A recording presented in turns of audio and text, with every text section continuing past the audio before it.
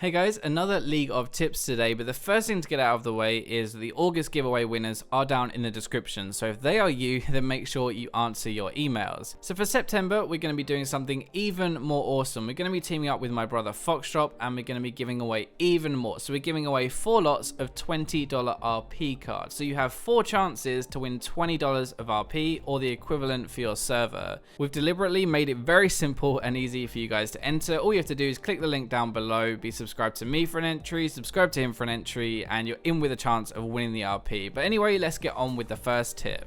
So first up is 2 tips for Yasuo. Actually, it's kind of 3. So the first was suggested by one of you guys, Simo GG. I probably just butchered your name, so I'm sorry for that. But the tip is that if you use your wind wall over a wall, then you get vision from it on the jungle creep, and you can use your E to jump over. Now this is pretty cool, like if you're chasing someone or trying to get away from someone, but I've only really found it to be useful for the Grom. Like it's the one that is close enough and easy enough to do it quickly and doesn't really take any practice. Another one that I think is slightly more useful and is very similar is that you can actually use your E to jump over most walls by using it on a jungle minion right next to the wall. Now this works for chickens, gromps, krugs, buffs, and the only thing you really need to make sure you do is stand next to the monster as you use your E. Just don't use it as max range or you're probably going to faceplant the wall. The final Yasuo tip is more practical, and it's when you use your ultimate you can use your Q again in mid-air as the target is still knocked up. Now this gives you more damage, it lets you start stacking for your next tornado again, and it's just a really nifty little trick. A tiny side note though is that you do need some attack speed already to reduce your Q cooldown before you can actually do it. So it's roughly like a Shiv's worth of attack speed to pull it off. So next up is a tip for Graves, and some of you guys might have already heard this from me because I talk about it on my stream a fair bit, but it's just a cheeky little trick for Graves to check if anyone is ever in a brush waiting for you, so you never have to pull a double lift and you never have to face check again. So the reason you can check if anyone is there and the reason it works is because of his passive. So anytime you hit an enemy, you activate your passive, which grants you armor and magic resist. So if you fire your abilities into a brush and there's someone there waiting for you and you hit them, then your passive will appear and you'll know there is someone there. And obviously on the other side, if you don't get your passive, then you know no one is there.